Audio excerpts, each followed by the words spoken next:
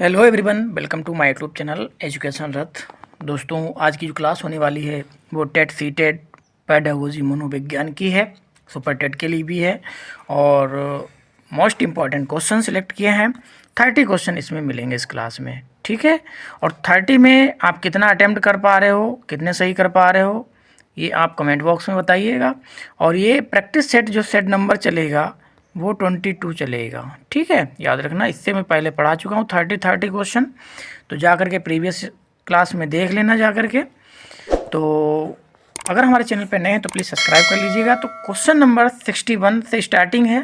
तो first question ये रहा आपकी स्क्रीन पे। निम्न में से किसने सामाजिक अधिगम सिद्धांत का प्रतिपादन किया था? वेरी वेरी इंपॉर्टेंट, छपेगा एग्जाम में 101%। ए डोलार्ड, वी मिलर और सी पियाजे और डी बंदूर और वाल्टरसन, ठीक है, वाल्टर्स, ठीक है। तो इसका जो आंसर बनेगा वो बंदूर और वाल्टर्स यानी डी के साथ चला जाएगा, ठीक है। तो D is the right answer हो जाएगा। नेक्स्ट क्वेश्चन पे चलते हैं।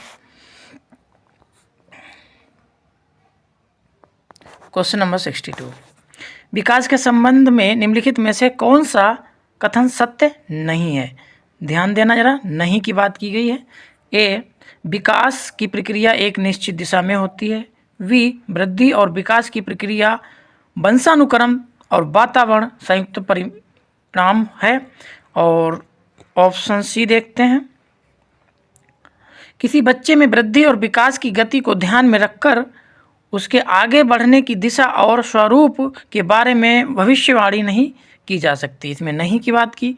और डी वाले में विकास हमेशा सामान्य से विशेष की ओर चलता है।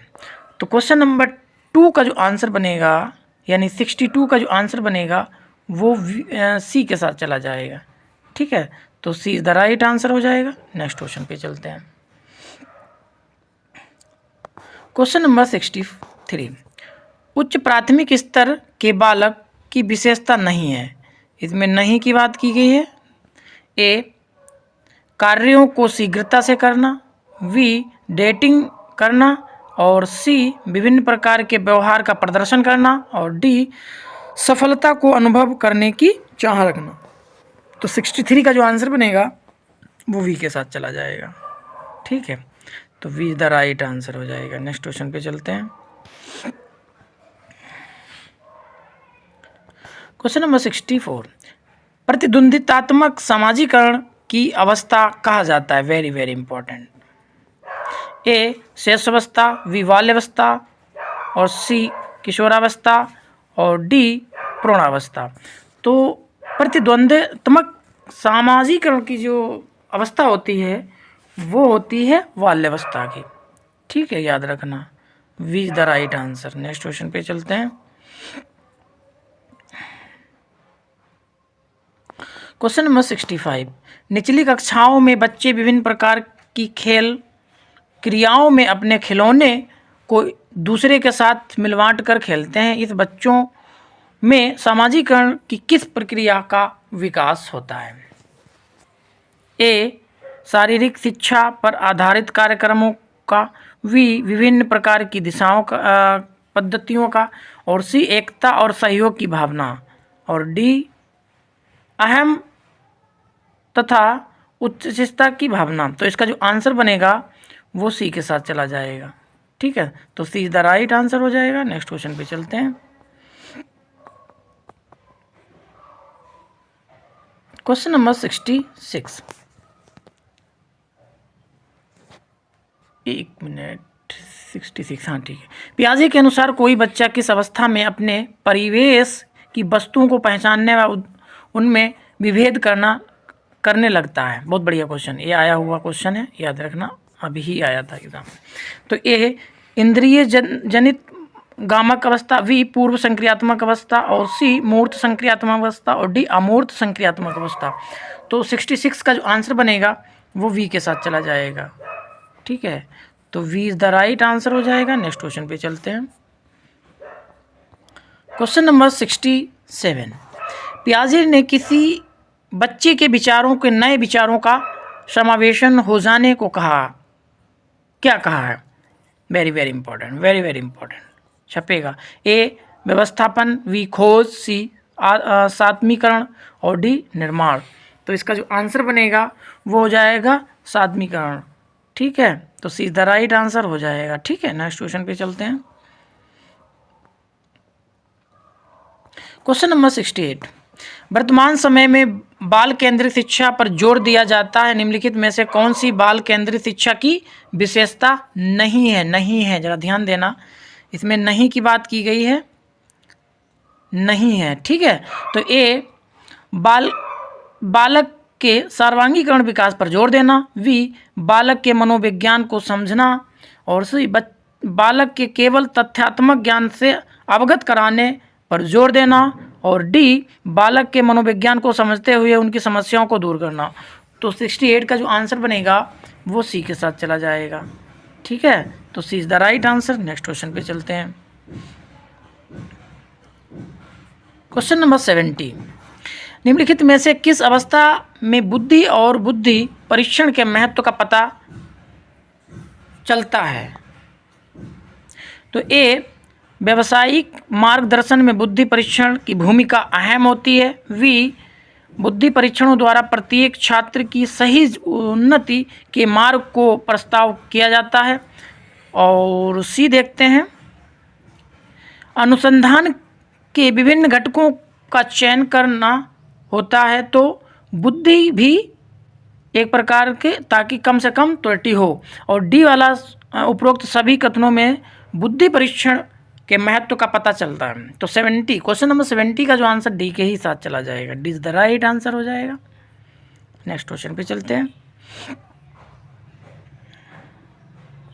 क्वेश्चन नंबर 71, आकलन को उपयोगी और रोचक प्रक्रिया बनाने के लिए एक शिक्षक को निम्नलिखित में से प्रति सचेत रहना चाहिए। ए अलग अलग छात्रों की तुलना करने से, बी छात्रों को बुद्धिमान या औसत बुद्धि की उपाधि देने से, और सी शैक्षिक और सहशैक्षिक क्षेत्रों में छात्रों के सीखने के बारे में जानकारी प्राप्त करने के लिए विविध तरीकों का प्रयोग करने से, और डी वाला ऑप्शन देखते हैं फीडबैक देने के लिए तकनीकी भाषा का प्रयोग करने से। तो क्वेश्चन नंबर 71 का जो आंसर जाएगा वो सी के साथ चला जाएगा, ठीक है। सी इज द राइट आंसर हो जाएगा। नेक्स्ट क्वेश्चन पे चलते हैं। क्वेश्चन नंबर 72, ये रहा आपकी स्क्रीन पे। चिंतन की दृष्टि से किसी बच्चे में सर्वश्रेष्ठ चिंतन है। देखिए ऐसा है, आपको सिर्फ 15 से 20 मिनट की वीडियो मिलती है, ज़्यादा नहीं मिलती है, और 30 क्वेश्चन इसमें मिल जाते हैं। अगर आप कोई और क्लास देखोगे तो कम से कम 1 घंटा लगेगा 30 क्वेश्चन पढ़ने में, ठीक है, देखने में। तो आप इस वीडियो को क्यों स्किप करते हो? तो प्लीज़ इसको फुल वॉच किया करो और शेयर भी कर दिया करो, ताकि कम समय में 30 क्वेश्चन उनको मिल सकें, है ना। तो 72 क्वेश्चन क्या कहता देखते हैं। चिंतन की दृष्टि से किसी बच्चे में सर्वश्रेष्ठ चिंतन है। ए कल्पनात्मक चिंतन, बी प्रत्यात्मक चिंतन, सी प्रत्यात्मक चिंतन, और डी तार्किक चिंतन। देखिए बच्चा तर्क करेगा तभी तो उसका सर्वश्रेष्ठ चिंतन बढ़ेगा, तो इसका आंसर डी हो जाएगा, तार्किक चिंतन, ठीक है। नेक्स्ट क्वेश्चन पे चलते हैं। क्वेश्चन नंबर 73, निम्नलिखित में से कथनों में से कौन सा कथन सत्य है? ये स्त्रियों का हस्तलेख पुरुषों की अपेक्षा अच्छा होता है, बी पुरुष सुझावों के प्रति अधिक संवेदनशील होते हैं, और सी स्त्रियों में गणित तथा तर्क की योग्यता पुरुषों की अपेक्षा अधिक होती है, और डी पुरुषों की गत्यात्मक योग्यता स्त्रियों की अपेक्षा से कम होती है। तो 73 का जो आंसर बनेगा वो ए के साथ चला जाएगा। किसके साथ? ए के साथ। ए इज द राइट आंसर हो जाएगा। नेक्स्ट क्वेश्चन पे चलते हैं।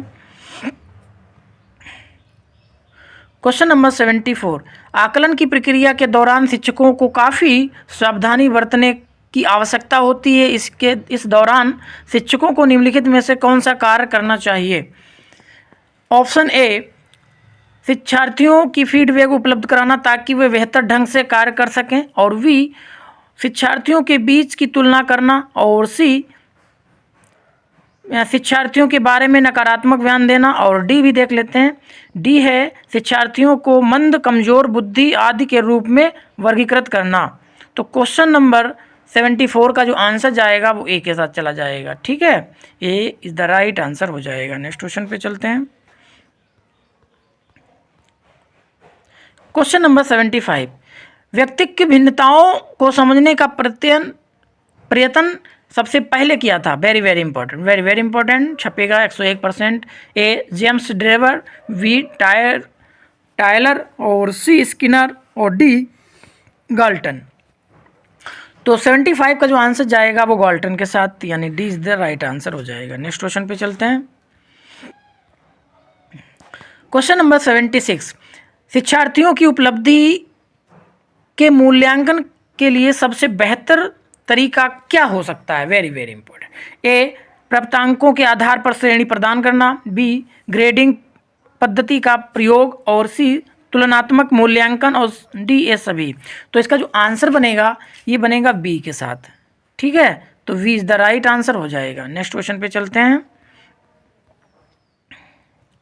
क्वेश्चन नंबर 77, अनुकरण एवं दोहराने की तीव्र प्रवृत्ति निम्न में से किस अवस्था की ओर संकेत करती है। बढ़िया क्वेश्चन है। ए शेष अवस्था, बी बाल अवस्था, सी किशोरावस्था, डी वृद्धावस्था। तो 77 का आंसर जो है वो किशोरावस्था।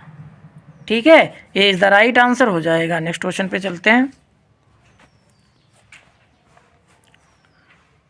क्वेश्चन नंबर 79, एक शिक्षक को अनुसूचित जाति के छात्र के साथ कैसा व्यवहार करना चाहिए। ए सभी बालकों के समान शैक्षिक अवसरों की समानता, बी